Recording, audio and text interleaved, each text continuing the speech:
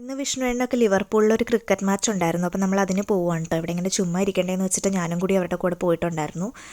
Liverpool super Kings എന്ന് പറഞ്ഞിട്ടുള്ള ഇവരുടെ ടീമും പിന്നെ അതുപോലെ ലിവർപൂൾ സ്ലംസും തമ്മിലായിരുന്നു കേട്ടോ ഇന്ന് മാച്ച് ഉണ്ടായിരുന്നത്. അപ്പോൾ വിഷ്ണുവേട്ടൻ ഇവിടെ വന്നിട്ട് ആദ്യത്തെ ഫ്രണ്ട്ലി മാച്ചാണ് എന്നൊക്കെ പറഞ്ഞ് ഭയങ്കര എക്സൈറ്റഡ് ആയിട്ടാണ് നമ്മൾ പോയിട്ടുണ്ടായിരുന്നത് കേട്ടോ. നമ്മൾ ബഹ്റിനിലായിരുന്ന ടൈമിലും ഇവർക്ക് ഇതുപോലെ ഒരു ക്രിക്കറ്റ് ടീമൊക്കെ ഉണ്ടായിരുന്നു കേട്ടോ. അതെല്ലാ ഫ്രൈഡേയ്സ് ഒരു കളിക്കാനൊക്കെ പോലെ ഉണ്ടായിരുന്നു. അങ്ങനെയാണ് ഇവിടെ വന്നപ്പോഴും ഇതുപോലൊരു ടീമിനെ കിട്ടിയത് കേട്ടോ. ആക്ച്വലി ഇന്ന് ട്യൂസ്ഡേ ആണ്. കഴിഞ്ഞ സാറ്റർഡേ സൺഡേ ഒക്കെ ഇവർക്ക് വർക്കിംഗ് ആയതുകൊണ്ടാണ് ഇന്ന് ഓഫ് കിട്ടിയത്.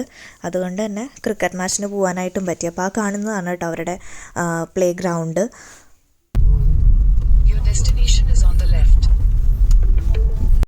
അങ്ങനെ നമ്മൾ ആ ഗ്രൗണ്ടിൽ ചെന്ന് കഴിഞ്ഞപ്പോൾ അവരുടെ ടീമിൽ ആരും അവിടെ ഉണ്ടായിരുന്നില്ല. അത് കഴിഞ്ഞപ്പോഴാണ് നമുക്ക് മനസ്സിലായി സെയിം നെയിമിൽ തന്നെ സെയിം നെയിമിൻ്റെ അണ്ടറിൽ തന്നെ 3 ഗ്രൗണ്ട് ഉണ്ട്. അതിലൊരു ഗ്രൗണ്ടിലാണ് അവരുടെ കളിയുള്ളത്. അപ്പം നമ്മൾ അടുത്ത ഗ്രൗണ്ടിലോട്ട് പോയി. അവിടെ ചെന്നപ്പോഴും അവിടെയും ആരുമില്ല. അങ്ങനെ നമ്മൾ ഇവരുടെ ഗ്രൗണ്ടിൻ്റെ അവിടേക്ക് പോകുമ്പോഴാണ് അവിടെ ചെറിയൊരു റിവർ പോലെ ഒരു ചെറിയൊരു പാർക്കൊക്കെ പോലെ കണ്ടത് കേട്ടോ. പക്ഷേ ഇറങ്ങിയൊന്നുമില്ല, ടൈമില്ലായിരുന്നു. അപ്പോൾ അവിടെ നിറയെ ആൾക്കാരുണ്ടായിരുന്നു. ഒന്നാമത്തെ ഇപ്പോൾ സ്പ്രിംഗ് ഒക്കെ ആയതുകൊണ്ട് പിന്നെ ക്ലൈമറ്റ് നന്നായിട്ട് ചേഞ്ച് ചെയ്തിട്ടുണ്ട് കേട്ടോ. ഈ സമയമാകുമ്പോഴേക്കും നല്ല വെയിലൊക്കെ ഉണ്ടായിരുന്നു. അപ്പോൾ അവിടെ നിറയെ ആൾക്കാരൊക്കെ കാണുന്നുണ്ടായിരുന്നു കേട്ടോ. നല്ല ഭംഗിയുണ്ടായിരുന്നു. അങ്ങനെ നമ്മൾ ഗ്രൗണ്ടിൻ്റെ അടുത്ത് എത്തി കേട്ടോ. അപ്പോൾ വരുന്നതൊക്കെ ഇവരുടെ കൂടെ കളിക്കുന്ന ആൾക്കാരാണ്. അപ്പോൾ ഇതാണ് അവർ കളിക്കുന്ന ഗ്രൗണ്ട് കേട്ടോ.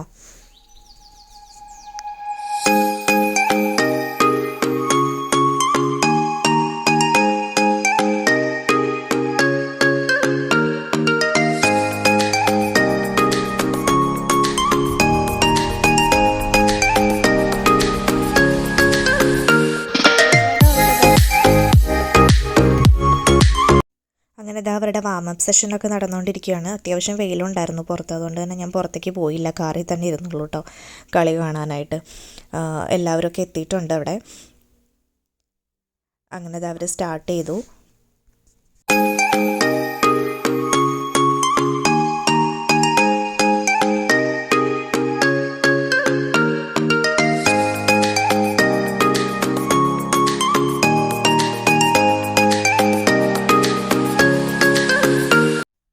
ഇപ്പോൾ വിഷ്ണുവേട്ടൻ്റെ ബാറ്റിംഗ് ടൈം ആയപ്പോഴേക്കും വിഷ്ണുവേട്ടൻ വന്നത് സെറ്റായിട്ടൊക്കെ പോയിട്ടോ.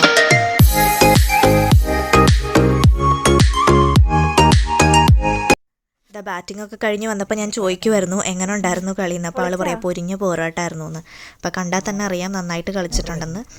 നല്ല ഹാപ്പി ആയിരുന്നു കേട്ടോ. ബോൾ മേലേക്ക് അടിച്ചു കൊള്ളുമെന്ന് വിചാരിച്ചിട്ട് ഞാൻ ഭയങ്കര ദൂരെ നിന്നാട്ടോ വീഡിയോ എടുത്തുകൊണ്ടിരിക്കുന്നുണ്ടായിരുന്നത്. അതുകൊണ്ടാണ് അത്ര അകലെയായിട്ട് ഇങ്ങനെ കാണുന്നത്. ഞാൻ എൻ്റെ അടുത്തോട്ടൊന്നും പോയിട്ടില്ലായിരുന്നു.